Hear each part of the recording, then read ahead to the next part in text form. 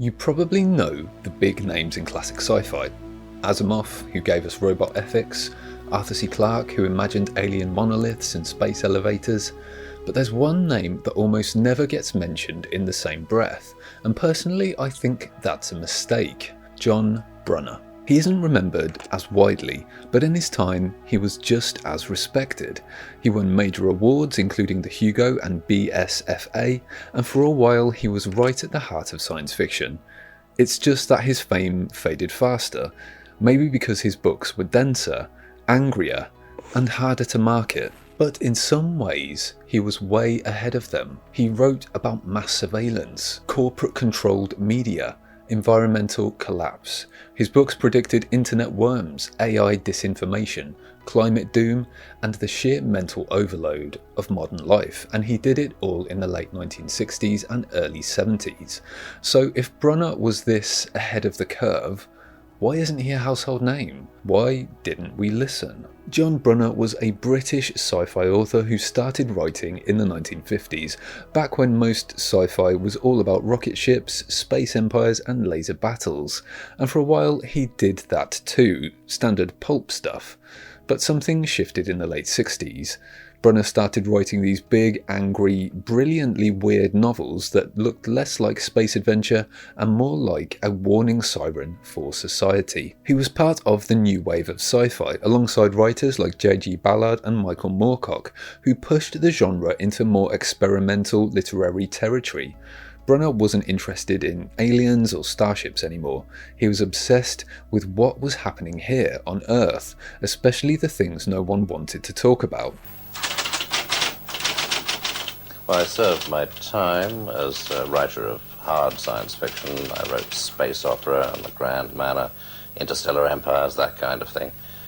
But I found in the long run that I had neither the educational equipment, the grounding, nor the actual temperament which this calls for. I never had a science lesson in my life, and just being dazzled with the potential of technology isn't enough to sustain a writer's career. Little by little, I found that my temperament, above all, was drawing me towards what I think of as close focus science fiction. That's to say, fiction set in that period of the future that I might reasonably expect to survive into myself. And this, paradoxically, is a great deal more challenging than the stuff I was doing earlier. Because if you go way out into the voids between the galaxies, there's almost literally no restriction on what you can do with your imagination. On the other hand, if you're actually trying to extrapolate contemporary trends, then you have to impose on yourself a very firm discipline. You have to make all your projections abide by the trends and tendencies you can see in the contemporary world. And this, to me, has turned out to be much more rewarding than the wild and woolly fantasies of my early years. From what I've read, he was a bit of an outsider, politically engaged, restless, someone who constantly messed with form and structure to get his point across. While other writers dreamed up futures worth escaping to, Brunner stared directly at the future we were actually building, and he didn't like what he saw. Okay, so let's talk about what I think is Brunner's most prophetic work, the 4 novels people now call his catastrophe quartet. Each one tackles a different kind of collapse: social, environmental, political, digital, and together they kind of read eerily close to our society. Stand on Zanzibar, published in 1968, is Brunner's most famous book, and honestly it's kind of overwhelming, but in the best way. It's set in a near-future world bursting at the seams from overpopulation, media overload and random acts of violence. What makes it wild is the structure. Brunner chops up the narrative with fake news, headlines, ads, slangy dossiers, and streams of consciousness. It feels a lot like doom scrolling on X. You jump from one character to character, story to story, until it all starts to blur, just like real life. And the predictions? Disturbingly on point. Mass shootings, eugenics laws, mega corporations running countries, and even people tweaking their identities to fit the moment, like cultural software updates, versioning themselves for different contexts. It's not a beach read. Up next is The Jagged Orbit, published in 1969, and this one's about racial tension, arms dealing, and the media spin in a future America that's basically falling apart. The society here is fragmented, literally. The book's made up of 100 short chapters, some only a paragraph long. That scattered form isn't just a stylistic choice, it reflects a world where no one trusts anyone and everything is noise. Brunner digs into how fear becomes a business model, where selling weapons, pushing propaganda, and dividing people by race becomes insanely profitable.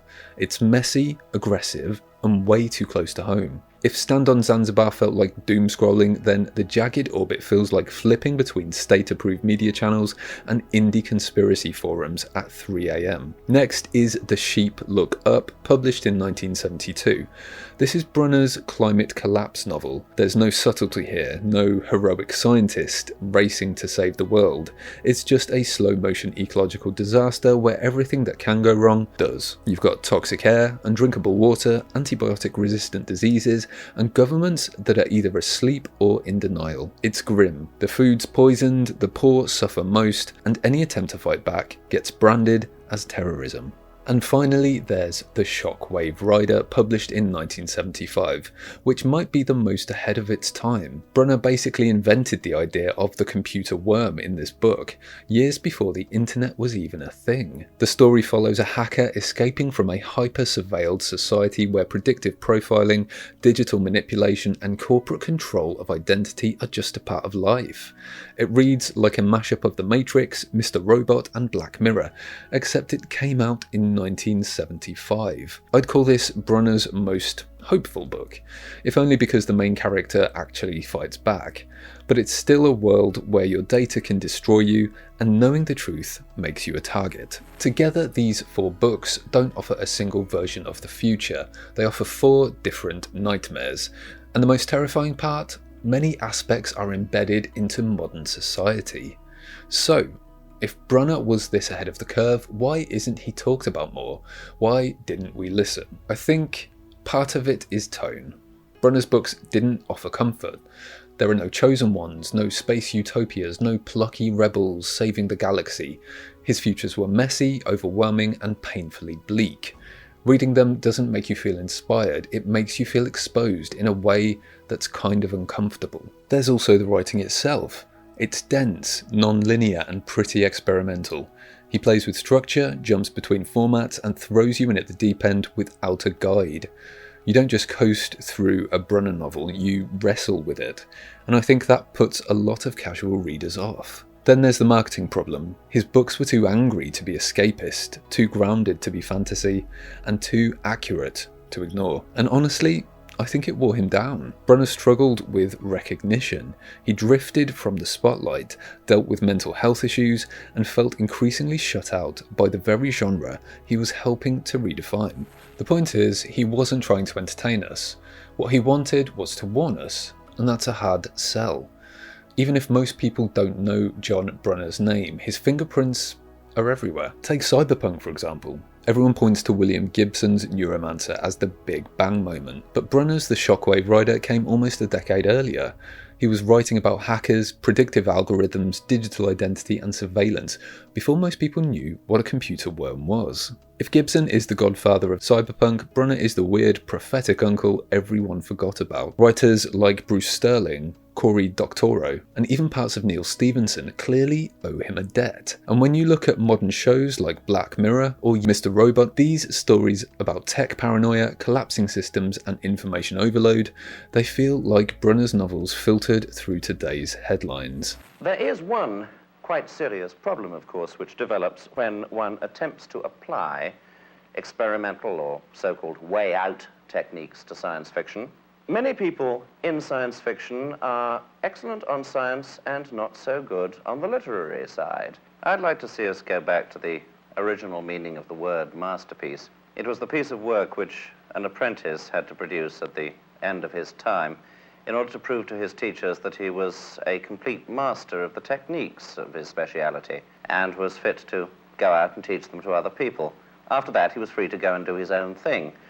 And in connection with what's been so often termed the new wave in science fiction, I'd like to underline one extremely important point. Before one breaks the rules in a field where giants have walked, one must know why those rules were created in the first place. What's wild is that his work didn't really get a second look until recently, post 2016, when a lot of his dystopian ideas started becoming less speculative and more like Another Tuesday. There's this dark irony to it, because I don't think Brunner was fully appreciated in his own time, but now that many aspects of the futures he warned us about have basically begun to press themselves into our daily lives and have arrived, I think now's the time for a Brunnaissance, because dystopias don't announce themselves like, hey, I'm a dystopia, let me in. They drift in, quietly, day by day, headline by headline, and that was what Brunner really saw that was coming.